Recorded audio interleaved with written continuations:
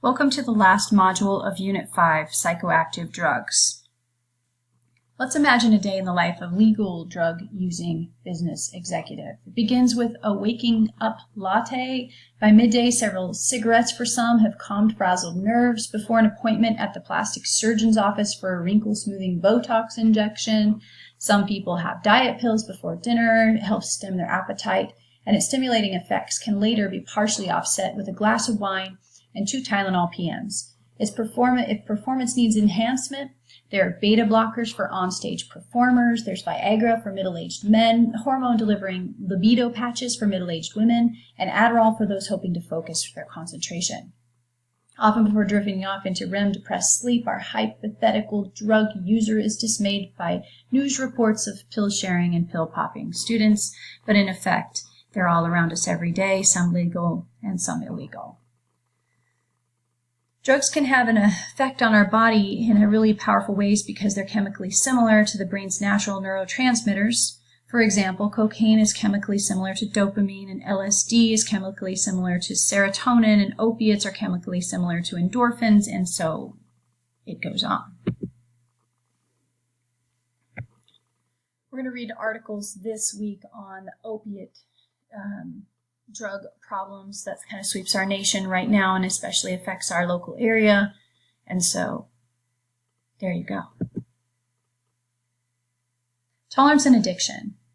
Most of us manage to use some non-prescription drugs in moderation without disrupting our lives, but some of us develop a self-harming substance use disorder. In such cases, substances being used are psychoactive drugs, chemicals that change perceptions and moods.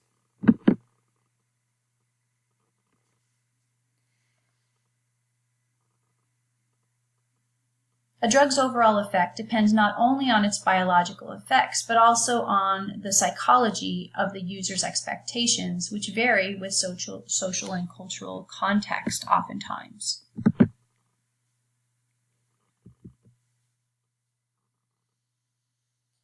Sometimes in one culture, it assumes that a particular drug produces euphoria or aggression or sexual arousal, and another does not. Each culture may find its expectations fulfilled.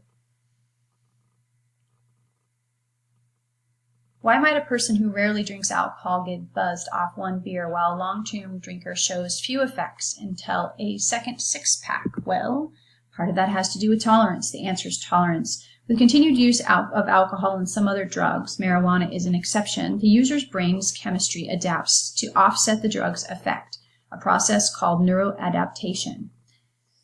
To experience the same effect, the user requires larger and larger doses. In chronic alcohol abuse, for example, the person's brain, heart, and liver suffer damage from the excessive amounts of alcohol being tolerated. Ever-increasing doses of most psychoactive drugs can pose serious threats to health and may lead to addiction. Addiction, the person craves and uses the substance despite its adverse consequences. The World Health Organization in 2008 reported that worldwide 90 million people suffer from such problems related to alcohol and other drugs. Regular users often try to fight their addiction, but abruptly stopping the drug may lead to undesirable side effects of withdrawal, of course.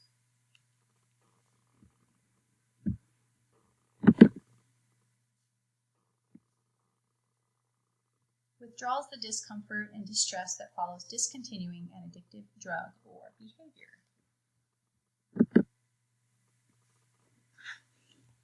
Types of psychoactive drugs. This quick chart, I'm just going to show you the whole thing, and then you can pause if you'd like to, so I don't take up too much of the time. But if you want to monitor either someone else's behavior or your own for drug use versus an actual disorder, you can take a look at this list.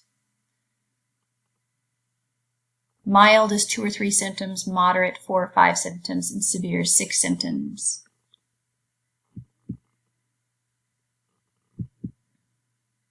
Types of psychoactive drugs. Depressants are drugs such as alcohol, barbiturates, which are tranquilizers, and opiates that calm neural activity and slow body functions. Alcohol, true or false? In small amounts, alcohol is a stimulant. Actually, that's false. Low doses of alcohol may indeed enliven a drinker, but they do so by acting as a disinhibitor. They slow brain activity that controls judgment and inhibitions. Alcohol is an equal opportunity drug. It increases, disinhibits helpful tendencies, and when tipsy restaurant patrons leave extravagant tips, for example, it increases harmful tendencies also, as when sexually aroused men become more disposed to sexual aggression. Alcohol plus sex can equal the perfect storm. When drinking, both men and women are more disposed to casual sex. The urges you would feel if sober are the ones you were more likely to act upon when intoxicated. Slowed neural processing. Low doses of alcohol relax the drinker by slowing sympathetic nervous system activity. Larger doses cause reactions to slow, speech to slur, and skilled performances to deteriorate. Paired with sleep deprivation, alcohol is a potent sedative. Add these physical effects to lowered inhibitions, and the results can be really deadly. Worldwide, several 100,000 lives are lost each year in alcohol-related accidents and in violent crime. As blood alcohol levels rise and judgment falters, people's qualms about drinking and driving lessen. In experiments, virtually all drinkers who had insisted when sober that they would not drive under the influence later decided to drive home from a bar, even when given a breathalyzer test and told they were intoxicated. Alcohol can also be life-threatening when heavy drinking follows an earlier period of moderate drinking, which depresses the vomiting response. People may poison themselves with an overdose that their body would normally rid themselves of. Memory disruption. Alcohol can disrupt memory formation, and heavy drinking can have long-term effects on the brain and cognition. In rats at the developmental period corresponding to human adolescence, binge drinking contributes to nerve cell death and reduces the birth of new nerve cells. It also impairs the growth of synaptic connections. In humans, heavy drinking may lead to blackouts, in which drinkers are unable to recall people they met the night before or what they did or said while intoxicated. These blackouts partly result from the way alcohol suppresses REM sleep, which helps fix the day's experiences into permanent memories. The prolonged and excessive drinking that characterizes an alcohol use disorder can shrink the brain. Girls and young women who have less stomach enzyme to digest alcohol can become addicted to alcohol more quickly than boys and young men do, and are at risk for lung, brain, and liver damage at lower consumption rates.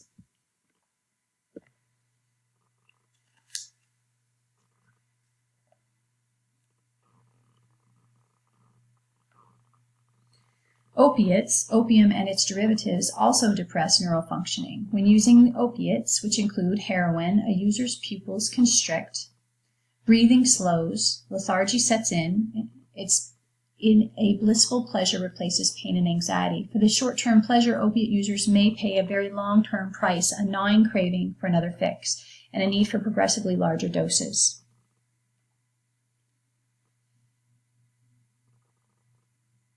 When repeatedly flooded with the artificial opiate, the brain eventually stops producing endorphins, its own opiates.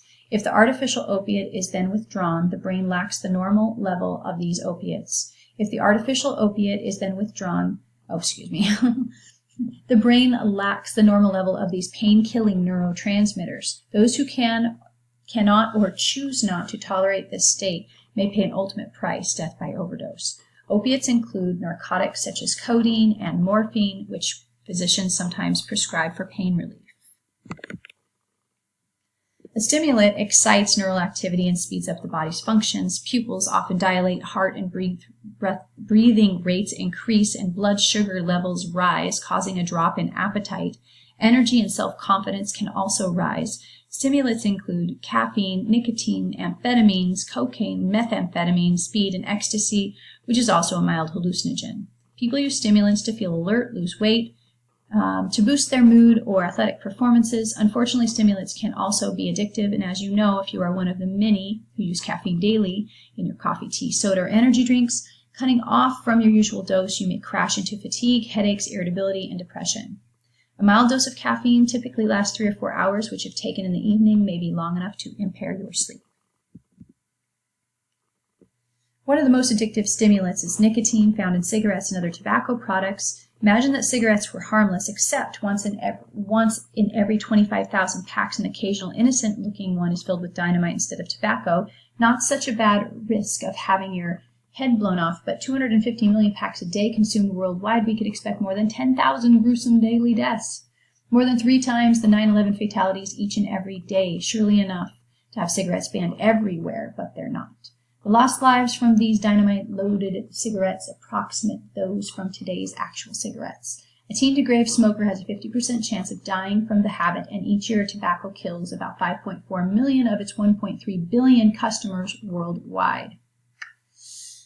Imagine the outrage if terrorists took down an equivalent of 25 loaded jumbo jets every day, let alone tomorrow and every day after, but by 2030, annual deaths are expected to increase to 8 million. That means that 1 billion 21st century people may be killed by tobacco, according to the World Health Organization. Eliminating smoking would increase the life expectancy more than any other preventative measure.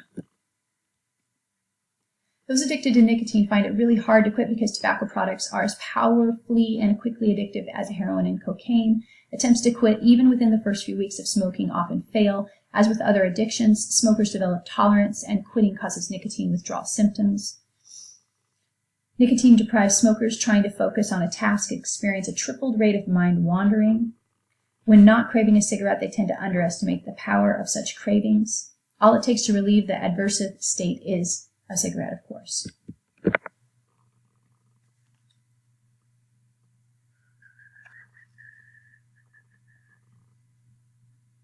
These rewards keep people smoking, even among the 8 in 10 smokers who wish they could stop. Each year, fewer than 1 in 7 smokers who want to quit will be able to. Even those who know they are committing slow-motion suicide may be unable to stop. Cocaine. The recipe for Coca-Cola originally included an extract of the coca plant, creating a cocaine tonic for tired elderly people. Between 1896 and 1905, Coke was indeed the real thing, but no longer. Cocaine is now snorted, injected, and smoked. It enters the bloodstream quickly, produces a rush of euphoria that depletes the brain's supply of neurotransmitters, dopamine, serotonin, and norepinephrine, and is very dangerous. In situations that trigger aggression, ingesting cocaine may heighten reactions. Caged rats fight when given foot shocks, and they fight even more when given cocaine and foot shocks. Likewise, humans who voluntarily ingest high doses of cocaine in laboratory experiments impose higher shock levels on presumed opponents than do those receiving a placebo. Cocaine use may also lead to emotional disturbances, suspiciousness, convulsions, cardiac arrest, and respiratory failure.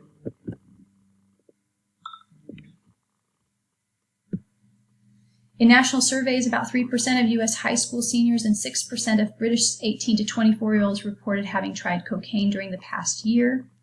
Nearly half had smoked crack, a faster-working crystallized form of cocaine that produces a briefer but more intense high, followed by a more intense crash. After several hours, the craving for more wanes, only to return several days later.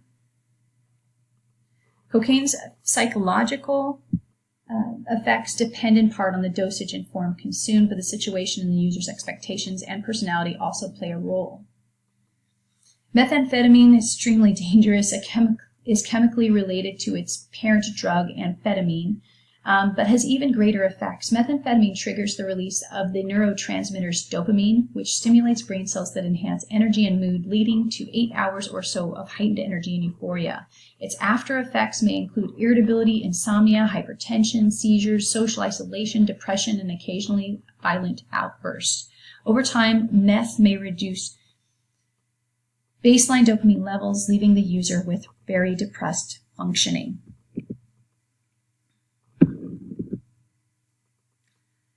Hallucinogens. Oh gosh. Ecstasy, a street name for MDMA, is both a stimulant and a mild hallucinogen. As an amphetamine derivative, ecstasy triggers dopamine release, but its major effect is releasing stored serotonin and blocking its reuptake, thus prolonging serotonin's feel-good flood. Users feel the effect for about half an hour after taking ecstasy pills. For 3 to 4 hours, they experience high energy, emotional elevation, and given the social context, connectedness with those around them, loving everybody, for example. During the 1990s, ecstasy's popularity soared as club drugs taken at nightclubs and all-night raves became common.